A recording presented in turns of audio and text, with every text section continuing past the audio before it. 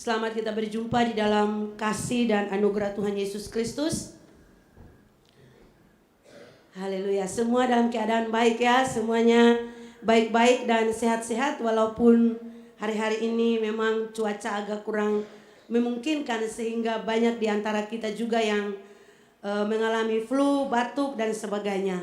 Tetapi kita bersyukur karena kita semua masih ada dalam suasana perayaan HUT kemerdekaan bangsa kita Indonesia tercinta. Dan hari-hari ini merupakan hari-hari yang sangat spesial, sangat istimewa untuk kita semua sebagai warga negara Indonesia. Saudara cinta Indonesia? Masih kurang. Saudara cinta Indonesia? Haleluya, kita cinta Indonesia. Kita bersyukur karena kita hidup di negara yang sangat luar biasa, yang Tuhan berikan kepada kita, yang di dalamnya kita punya kebebasan untuk bisa beribadah. Walaupun ada beberapa saudara-saudara kita yang mengalami tantangan karena tidak bisa beribadah, tidak bisa memuji Tuhan dengan bebas. Tetapi kita sungguh bersyukur bahwa sampai detik hari ini kekristenan masih tetap ada dan kekristenan tidak bisa dibunuh dengan apapun. Dan kita bersyukur karena bangsa kita Indonesia tercinta, negara yang dikaruniai Tuhan, yang pada 78 tahun yang lalu, tepatnya 17 Agustus 1945, memproklamirkan kemerdekaan Indonesia. Ini merupakan awal atau pintu terbuka sejarah baru bagi bangsa kita, di mana kita sudah tidak lagi diperbudak oleh para penjajah, diperbudak, diintimidasi dan sebagainya. Namun kita bersyukur kita sudah merdeka. Katakan merdeka. Orang bilang merdeka itu bukan merdeka. Merdeka. Haleluya, kita semua sudah merdeka. Ya, secara kenegaraan bangsa kita sudah merdeka, jadi kita tidak perlu takut lagi kalau nanti ada bangsa-bangsa lain atau orang-orang lain datang untuk menjajah kita, untuk memperbudak kita. Tidak lagi, kita sudah merdeka, kita sudah bebas dari penjajah, kita sudah bebas melakukan segala sesuatu, dan sangat kita bersyukur kepada Tuhan. Sesuai dengan tema yang diusung tahun ini, tema besar bangsa kita dalam perayaan HUT kemerdekaan, terus melaju untuk Indonesia maju. Terus melaju untuk Indonesia maju. Kalau saya ingat-ingat tahun 2022 itu tema besar yaitu pulih lebih cepat, bangkit lebih kuat. Artinya kita ada pada masa-masa pandemi dan kita luar biasa, Indonesia cepat bangkit dan ada kekuatan yang luar biasa. Dan kita bersyukur tahun ini diusung satu tema yang luar biasa, bahwa kalau bangsa kita sudah dimerdekakan, tidak ada lagi perbudakan, berarti kita punya hak untuk maju. Amin. Bangsa Indonesia terus melaju untuk maju. Kalau pagi ini kita ada di sini karena kita tahu bahwa Tuhan mengasihi kita. Dan pagi ini tema khotbah saya yaitu kemerdekaan yang hakiki. Kemerdekaan yang hakiki. Kita akan belajar firman Tuhan. Saya mengajar kita semua buka di dalam Injil Yohanes pasal 8. Bagi saudara-saudara yang ada di sini, bahkan saudara-saudara yang mengikuti ibadah kami secara online, Yohanes pasal 8 ayat 30 sampai ayat yang ke-36.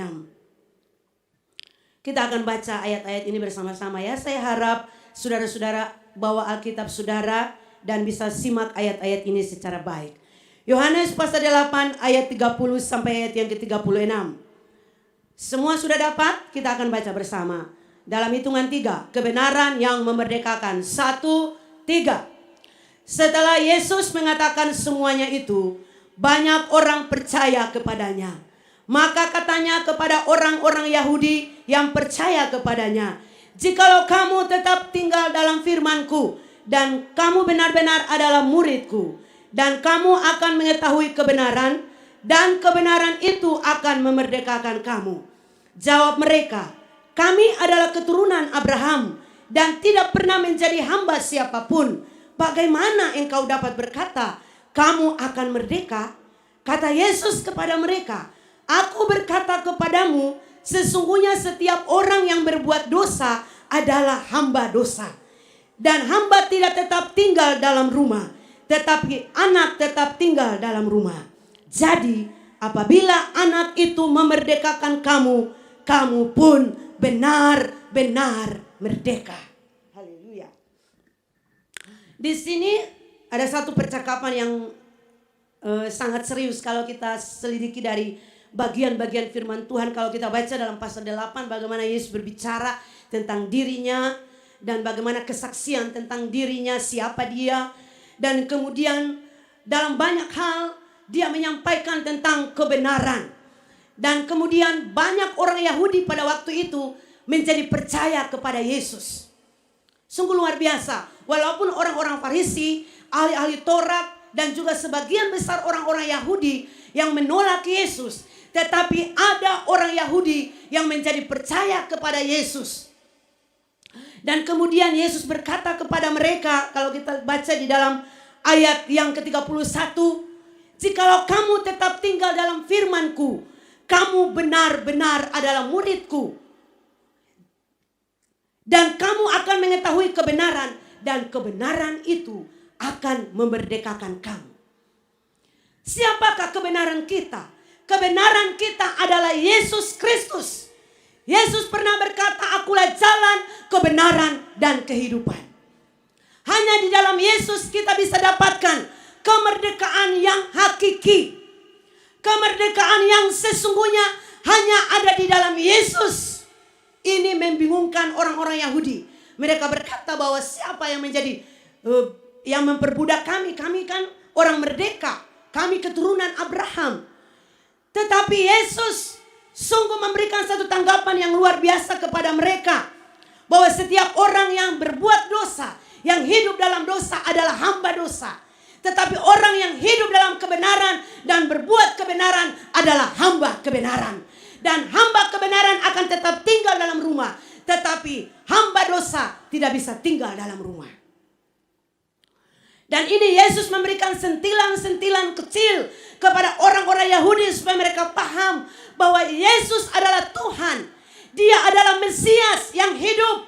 Hanya melalui Dia satu-satunya Tuhan yang bisa memerdekakan kita dari segala perbudakan dosa.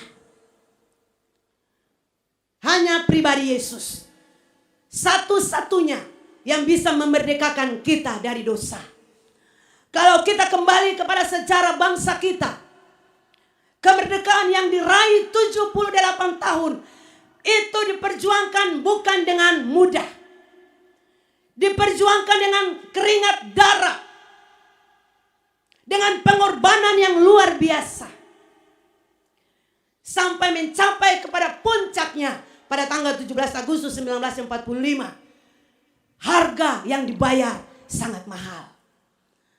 Berapa banyak korban, penderitaan, kelaparan, dan sebagainya. Namun kita bersyukur atas dasar perjuangan para pendahulu kita, orang-orang yang berjuang untuk bangsa ini. Tidak sia-sia. Mereka adalah pahlawan-pahlawan yang gagah perkasa. Dan kita harus mengangkat jempol bagi mereka. Bahwa lewat perjuangan mereka yang begitu hebat, kita hidup hari ini di dalam kedamaian. Yesus adalah Tuhan kita. Dia diutus datang dari sorga, tinggalkan takhta kemuliaan. Karena dia tahu misi yang terbesar yang harus dia lakukan adalah membebaskan manusia dari perbudakan, intimidasi, penjajahan, kuasa dosa. Dan kita akan melihat sebenarnya kemerdekaan yang hakiki itu seperti apa. Kalau kita katakan kita orang Kristen, kita percaya Yesus, kita ada di gereja memuji dan menyembah Tuhan, kita harus yakin persis bahwa pribadi-pribadi kita sudah dimerdekakan. Yang pertama, kita dimerdekakan dari dosa. Mengapa saya katakan kita dimerdekakan dari dosa? Firman Allah berkata di dalam Roma pasal 3 ayat 10 sampai ayat yang ke-12. Bahwa seperti ada tertulis, tidak ada yang benar, seorang pun tidak. Tidak ada seorang pun yang berakal budi. Tidak ada seorang pun yang mencari Allah. Semua orang telah menyeleweng. Mereka semua tidak berguna. Tidak ada yang berbuat baik, seorang pun tidak. Ayat yang ke-23 berkata, karena semua orang telah berbuat dosa dan telah kehilangan kemuliaan Allah. Oleh karena inilah Yesus harus datang ke dunia, supaya dia membebaskan kita dari kutuk dosa, melepaskan kita dari perbudakan dosa, supaya kita tidak terikat di dalam kungkungan dosa. Berapa banyak orang Kristen yang masuk keluar gereja, tetapi masih banyak orang Kristen yang masih dibelenggu, yang masih diperbudak, yang masih dijajah oleh kuasa dosa. Roma pasal 5 ayat 12. Sebab itu sama seperti dosa telah masuk ke dalam dunia oleh satu orang, dan oleh dosa itu juga maut, demikianlah maut itu telah menjalar kepada semua orang, karena semua orang telah berbuat dosa. Kita semua di sini adalah kain-kain yang kotor. Kita di sini adalah sampah-sampah yang busuk. Kita tidak layak untuk menghadap hadirat Allah karena dosa. Tidak ada seorang pun, dan tidak ada seorang pun yang bisa berbangga diri karena dia orang hebat, karena dia orang luar biasa. Dia punya kedudukan, popularitas dan sebagainya. Tetapi ingat, pada dasarnya kita adalah manusia berdosa. Kita membutuhkan pribadi Yesus. Hidup dalam kebenaran itu. Karena kebenaran itulah yang akan memerdekakan kamu. Amin. Kebenaran itulah yang memerdekakan kamu. Oleh sebab itu, saya dan saudara, kalau hari-hari ini engkau masih berjalan, engkau masih, orang bilang berjalan masih pikul-pikul beban, masih pikul-pikul dosa, saudara bertobat sungguh-sungguh. Serahkan hidup sungguh-sungguh kepada Tuhan. Serahkan hidup sungguh-sungguh kepada Tuhan agar benar-benar kita dilepaskan, kita dimerdekakan. Ciri-ciri orang yang dilepaskan, dimerdekakan, dia tidak akan pernah merasa terintimidasi ketika dia menyembah Allah. Dia tidak akan pernah merasa terintimidasi ketika dia memuji Allah, karena dia tahu dia sudah dimerdekakan. Amin. Berbicara tentang dosa, dosa adalah pelanggaran terhadap hukum Allah. Dosa adalah pelanggaran hukum Allah. Manusia sudah jauh dari Allah. Kalau kita lihat zaman sekarang, perbuatan dosa tidak lagi sembunyi-sembunyi. Segala sesuatu transparan, terbuka. Kalau kita, orang-orang atau saya dan saudara kita yang selalu berkecimpung dalam media sosial, kita akan tahu persis bahwa kejahatan, dosa, kenajisan itu sudah tidak tertutup lagi. Mau anak kecil, orang dewasa, orang muda, perempuan, laki-laki, semua bisa lihat secara transparan. Dan dosa tidak lagi ditutup-tutupi. Perbuatan najis tidak lagi dianggap tabu, tetapi semuanya sudah terbuka. Inilah yang kita lihat. Sesungguhnya kita sebagai anak-anak Tuhan, kita tetap tinggal dalam kebenaran, supaya kebenaran itu sungguh-sungguh memerdekakan kita, melepaskan kita, supaya kita tidak terintimidasi dengan perbuatan-perbuatan kenajisan dan kecemaran dan kejahatan. Paulus bilang begini dalam Roma pasal 7 ayat 20. Jadi jika aku berbuat apa yang tidak aku kehendaki, maka bukan lagi aku yang memperbuatnya, tetapi dosa yang diam di dalam aku. Terkadang kita berusaha untuk melakukan yang baik, tetapi yang tidak baik itu selalu datang. Dan ini Paulus katakan. Kemudian lanjut kalau kita baca dalam ayat yang ke-24. Aku manusia celaka. Siapakah yang akan melepaskan aku dari tubuh maut ini? Ayat 25. Syukurlah kepada Allah oleh Yesus Kristus Tuhan kita. Syukur kepada Allah oleh Yesus Kristus Tuhan kita. Hanya Dia yang bisa melepaskan kita dari perbudakan setan, dari perbudakan dosa. Perbudakan dosa ya, nanti kita akan selanjutnya kepada perbudakan iblis. Perbudakan dosa. Tanpa manusia sadari, manusia sementara diperbudak oleh dosa. Satu-satunya jalan yaitu datang kepada Yesus. Datang kepada Yesus. Karena kita percaya di dalam Yesus kita dapatkan kemerdekaan yang hakiki. Katakan kiri kanan. Hanya di dalam Yesus kita dapatkan kemerdekaan yang hakiki. Haleluya. Bangsa Indonesia, kita kembali ya. Karena kita harus sentil-sentil bangsa Indonesia. Karena kita dalam perayaan-perayaan ini. Indonesia berada pada dua momen yang luar biasa. Karena posisi bangsa ini kan tidak ada lagi jajahan. Berarti bangsa Indonesia sudah mengalami kemerdekaan. Kemerdekaan berarti atau dapat diartikan sebagai satu kondisi di mana negara kita terbebas dari berbagai penjajah dan perbudakan dan penindasan. Kemudian yang kedua bahwa bangsa kita ini sudah berdaulat. Berdaulat artinya dapat diartikan sebagai satu wewenang yang mengatur negara tanpa adanya intervensi dan campur tangan pihak lain. Artinya begini, bahwa bangsa kita sudah merdeka berarti bangsa ini wajib untuk mengatur dirinya sendiri. Tidak ada lagi intervensi, tidak ada lagi intimidasi dari bangsa-bangsa lain. Semua bisa dikerjakan. Oleh sebab itu tema yang diusung terus melaju untuk melangkah maju.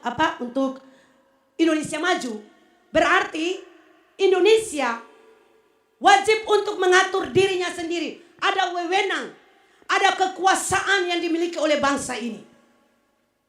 Kita sebagai orang percaya yang dimerdekakan, yang dilepaskan dari dosa, dari belenggu perbudakan dosa, Yesus punya wewenang besar dalam hidup kita. Amin. Setan tidak lagi punya wewenang.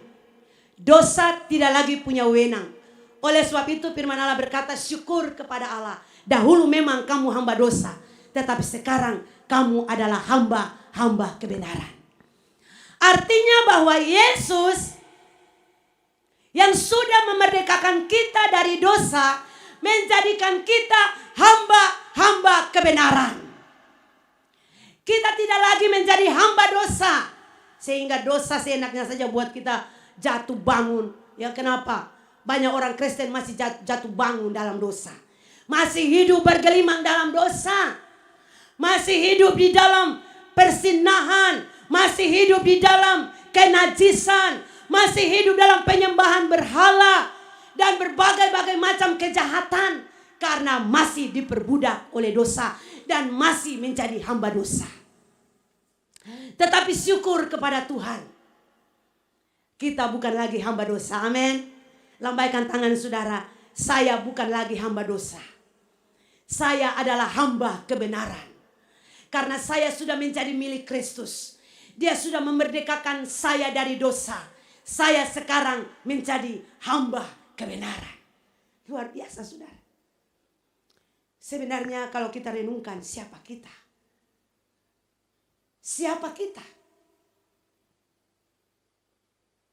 Firman Tuhan bilang kebenaran kita itu seperti kain lara. Kebenaran kita seperti kain kotor. Jadi jangan kita bangga. Kalau engkau bisa dapatkan semua hari ini. Apa yang engkau punya. Semua yang Tuhan kasih buat engkau. Bersyukurlah. Karena engkau tahu persis bahwa engkau sudah menjadi milik Kristus. Dan engkau sudah dibenarkan di dalam Dia. Oleh sebab itu firman Allah berkata, jadi apabila anak itu memerdekakan kamu, kamu pun benar-benar merdeka. Amankan dulu.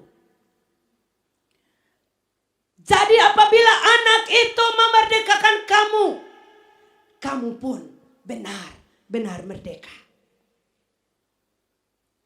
Roma pasal 6 ayat 18. Kamu telah dimerdekakan dari dosa dan menjadi hamba kebenaran. Galatia 5 ayat 1. Supaya kita sungguh-sungguh merdeka. Kristus telah memerdekakan kita. Karena itu berdirilah teguh dan jangan mau lagi dikenakan kuk perhambaan. Jadi kalau sudah merdeka, sudah dilepaskan dari dosa, jangan kasih diri lagi untuk dipermainkan oleh dosa. Saudara dan saya sudah tahu kan kebenaran, kejahatan. Kita sudah tahu mana yang benar, mana yang tidak benar. Kalau kita sudah tahu mana dosa, mana yang benar, mari kita lakukan yang benar. Jangan kita coba-coba bergeser dari kebenaran. Kemarin dalam doa dan puasa saya banyak bicara bagaimana kehidupan kita. Jangan sekali-kali kita bergeser dari kebenaran yang kita sudah dapatkan. Sekarang kita lihat pergeseran terjadi di mana-mana. Orang-orang mulai tinggalkan gereja. Terjadi perpecahan, perselisihan. Terjadi di mana-mana. Pergeseran-pergeseran mulai terjadi.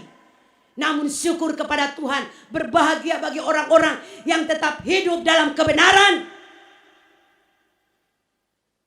Karena kita tahu hanya kebenaran itulah yang memerdekakan kita.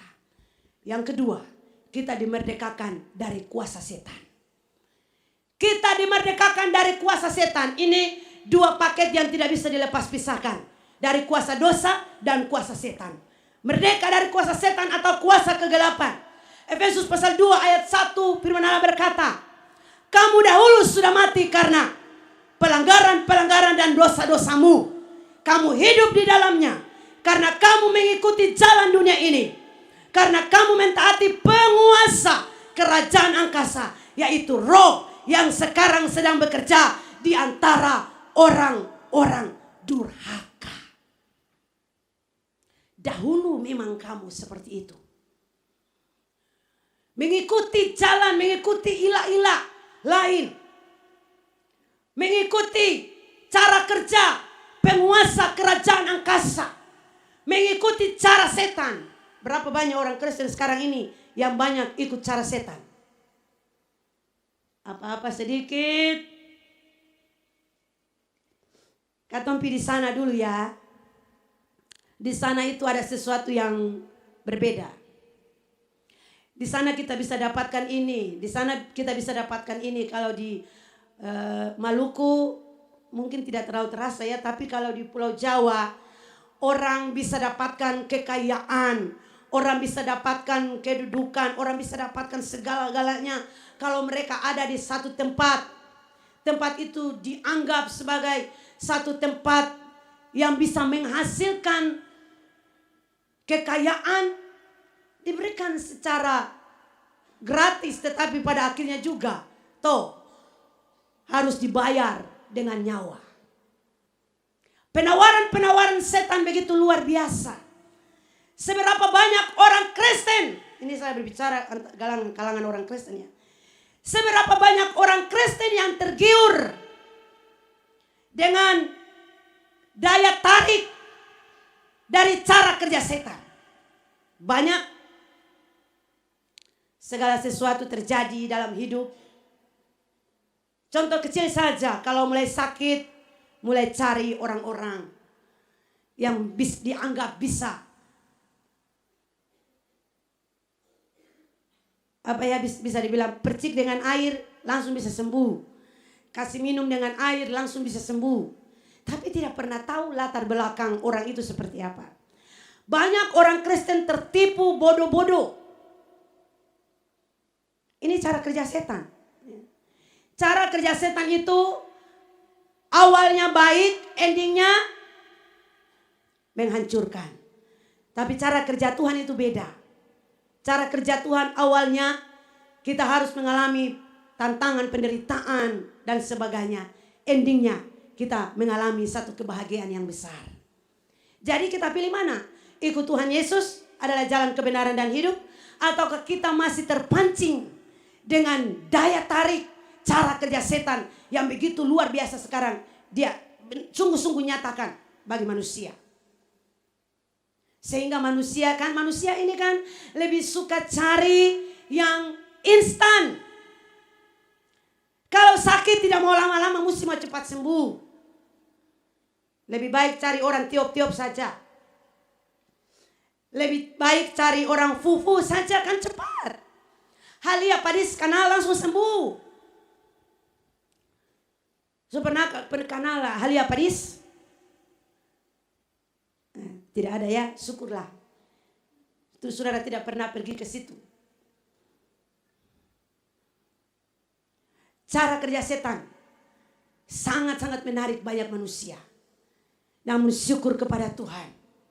Dulu memang kita seperti itu. Tetapi sekarang kita sudah menjadi hamba-hamba kebenaran. Kita sudah dimerdekakan, dilepaskan dari perbudakan setan. Oleh sebab itu jangan kita terintimidasi dengan cara kerja setan ilah-ilah zaman ini yang sementara bekerja dengan begitu nyata di depan mata kita. Jangan sekali-kali kita tertarik. Mari kita tetap tertarik kepada kebenaran. Karena kebenaran inilah yang memerdekakan kita. Amin. Kebenaran itulah yang sungguh-sungguh memerdekakan kita. Galatia pasal 5 ayat 13. Saudara-saudara, memang kamu telah dipanggil untuk merdeka. Tetapi janganlah kamu mempergunakan kemerdekaan itu sebagai kesempatan untuk kehidupan dalam dosa. Melainkan layanilah seorang akan yang lain oleh kasih. Kita sudah merdeka. Pergunakan isi kemerdekaan ini dengan hal-hal yang positif, hal-hal yang membangun iman, membangun kepedulian kita kepada gereja, membangun kepedulian kita terhadap pelayanan, terhadap pekerjaan Tuhan. Itulah yang harus dibangun. Kalau kita sudah dimerdekakan dari cara kerja dosa dan cara kerja setan, maka kita hamba-hamba kebenaran, kita memberi hidup kita. Selalu dipertanyakan, apa yang dapat engkau berikan kepada bangsa ini? Jangan sekali-kali engkau bertanya, apa yang sudah negara ini berikan kepadamu. Tetapi tanyakan dirimu, apa yang engkau sudah buat untuk negara ini. Apa yang kita sudah buat untuk Tuhan. Jangan isi kemerdekaan kita ini dengan hal-hal yang berbau dosa lagi. Tidak ada zamannya lagi. Amin. Tidak ada zaman. Zaman sekarang ini kita berlomba. Kalau tema besar diusung saja terus melaju. Untuk Indonesia maju, kok kita tidak maju-maju?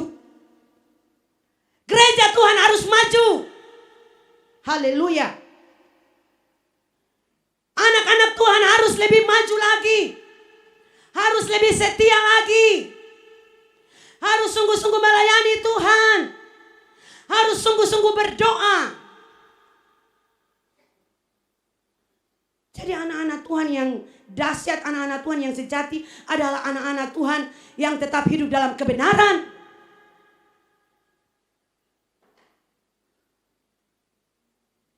Dan kita harus punya pengaruh.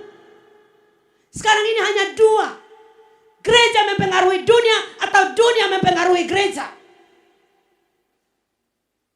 Lihat kita masing-masing. Apakah kita sudah mempengaruhi dunia? Ataukah dunia lebih banyak mempengaruhi kita? Sehingga segala sesuatu lari ke dunia. Terjadi ini lari ke dunia. Terjadi sesuatu lari ke dunia. Apa yang kita dapatkan? Mari kita mengisi kemerdekaan rohani yang kita sudah dapat dari Yesus. Kita melayani Dia. Kita all out kepada Yesus. Karena kita percaya Dia sudah membayar lunas dengan darahnya yang mahal. Amin. Jangan sekali-kali kita anggap remeh darah pengorbanan Kristus. Darah itu mahal. Darah itu mahal. Untuk memerdekakan kita itu bukan gampang, saudara. Yesus harus melewati Via Dolorosa. Tetesan darah yang mengalir. Tubuh yang dicambuk, dicabik-cabik. Dagingnya yang terlepas dari tubuhnya. Darahnya yang mengalir. Dia berikan semua kepada kita. Supaya kita tidak lagi terkungkung dengan dosa dan kekuatan kuasa kegelapan. Tetapi sungguh-sungguh kita merdeka menjadi milik Kristus 100%. Amin. Haleluya. Mari kita lakukan yang terbaik bagi Tuhan. Selama kita bisa. Sekarang kita tidak ada punya urusan lagi dengan urusan-urusan yang kacang-kacangan, urusan-urusan yang tidak terlalu penting. Sekarang ini kita fokus lihat ke depan, kita lihat apa yang mau kita capai, apa yang mau kita kejar, apa yang mau kita dapatkan. Kalau hanya tatapan mata kita untuk lihat sana, lihat kiri, lihat kanan. Lihat kekurangan orang itu, lihat kekurangan orang ini. Lihat kelemahan pelayan itu, lihat kelemahan pelayan ini. Lama-lama kita sendiri yang stres. Kita ini mau melihat ke depan. Kita ini hamba-hamba kebenaran. Ingat baik, saudara bukan bos. Katakan kiri kanan, saudara bukan bos. Kalau bos dia tuntut kehormatan, penghormatan. Terjadi sesuatu dia merasa dia tidak dihargai. Lalu mulai babengkeng sana, babengkeng sini. Orang tidak anggap dia sebagai pemimpin dan sebagainya. Saudara, kita ini hamba. Jangan kita merasa kita ini hebat. Lalu kita mulai lancang berbicara dengan kata-kata yang sangat merugikan. Ini tidak zamannya lagi. Tidak zaman. Anggap itu sebagai sesuatu yang sudah basi. Yang tidak mungkin bisa dimakan lagi. Kita mau melakukan yang terbaik buat Tuhan Yesus. Amin. Haleluya. Oleh sebab itu kita tahu persis bahwa kita ini hamba. Baca. Kamu bukan lagi hamba dosa, tapi hamba kebenaran. Bukan bos kebenaran. Kalau ada kata bos kebenaran di situ, saya akui juga, tapi tidak kan? Yesus tidak bilang begitu. Kita ini hamba. Sampai kapanpun kita hamba.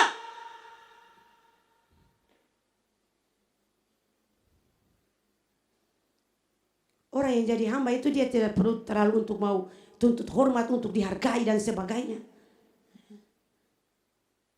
Kalau Tuhan Yesus punya prinsip seperti itu, saudara, Tuhan Yesus sudah bolak-balik dunia ini karena dia punya kuasa besar. Tetapi dia tahu dia datang sebagai hamba. Mengosongkan dirinya, mengambil rupa seorang hamba, menjadi sama dengan manusia.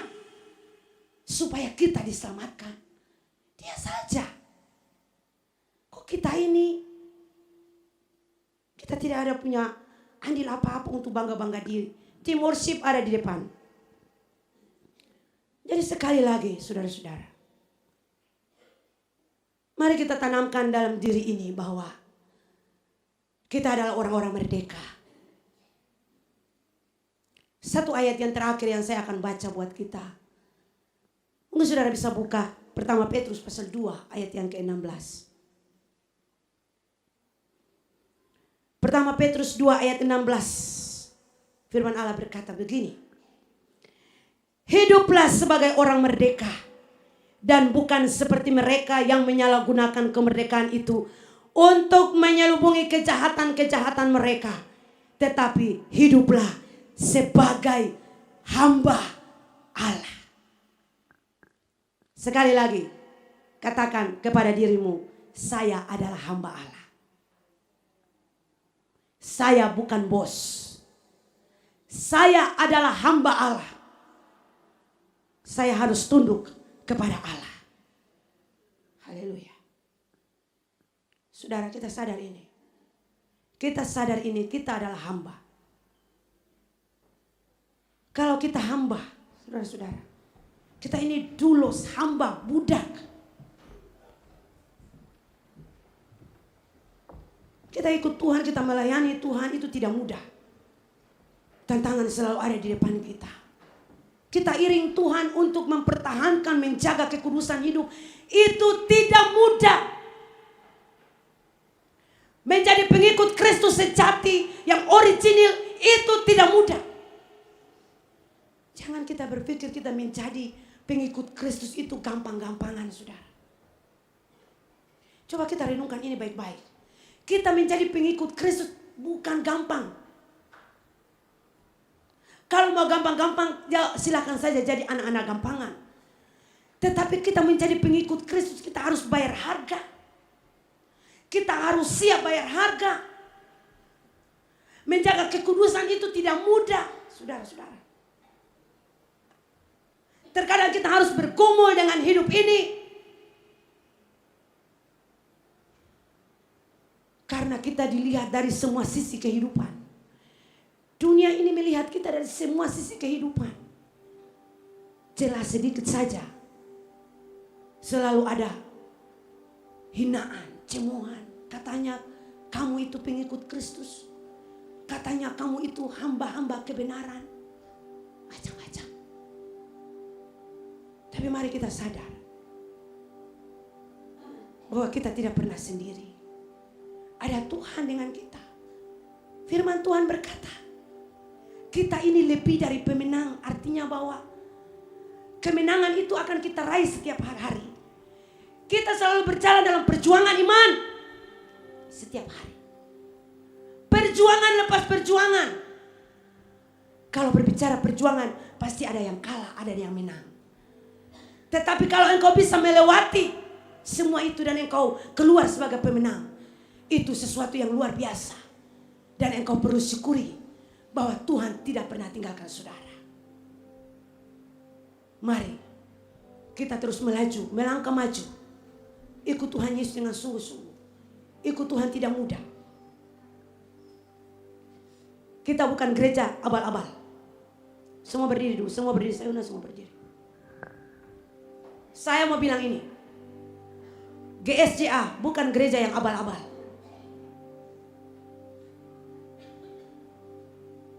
Kami baru selesai ikut kongres, saudara. Dan bagaimana kami melihat cara kerja Tuhan yang luar biasa. 1.500 lebih hamba-hamba Tuhan berkumpul dari seluruh penjuru Indonesia.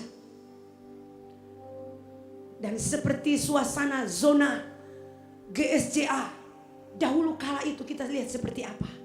Kegerakan Tuhan luar biasa. Karena kita percaya, kita punya doktrin yang benar, kita berdiri atas dasar kebenaran. Dan GSJA punya pengajaran-pengajaran yang luar biasa. Oleh sebab itu, GSJA bukan gereja yang abal-abal. Kita harus sungguh-sungguh menjadi pengikut Kristus sejati. Menjadi pengikut Kristus yang original. Yang bukan gampangan. Menjadi pengikut Kristus yang sungguh-sungguh. Kita tunjukkan kepada dunia bahwa hidup yang kumiliki sekarang ini bukan aku lagi, tetapi Yesus yang adalah kebenaran itu yang hidup dalam aku. Mari kita berdiri bagi gereja Tuhan. Kita berdiri bagi bangsa ini. Karena kita percaya hanya kuasa doa kita yang bisa mengubah segala sesuatu. Kita akan segera masuk tahun 2024, tahun politik. Mari kita sebagai bangsa, sebagai warga negara yang sudah mengalami kemerdekaan penuh, mari kita berdoa biar Indonesia tetap menunjukkan bahwa kita adalah bangsa yang kuat. Kita berdoa supaya tidak ada intoleran. Kita berdoa agar Indonesia tetap pada posisi bahwa kita ini terdiri dari berbagai ragam budaya, agama. Dan kita serukan kepada Tuhan supaya kita sebagai orang Kristen, orang percaya, kita bisa menyembah Allah dengan bebas di bangsa ini. Kita mendukung pemerintah karena mereka adalah hamba-hamba Allah yang diutus dan dipercayakan Allah. Dan kita berdoa agar mereka punya hikmat. Mereka lihat bahwa orang-orang Kristen, anak-anak Tuhan, kita semua punya hak yang sama. Tidak ada intoleran. Mari kita mendoakan ini. Haleluya.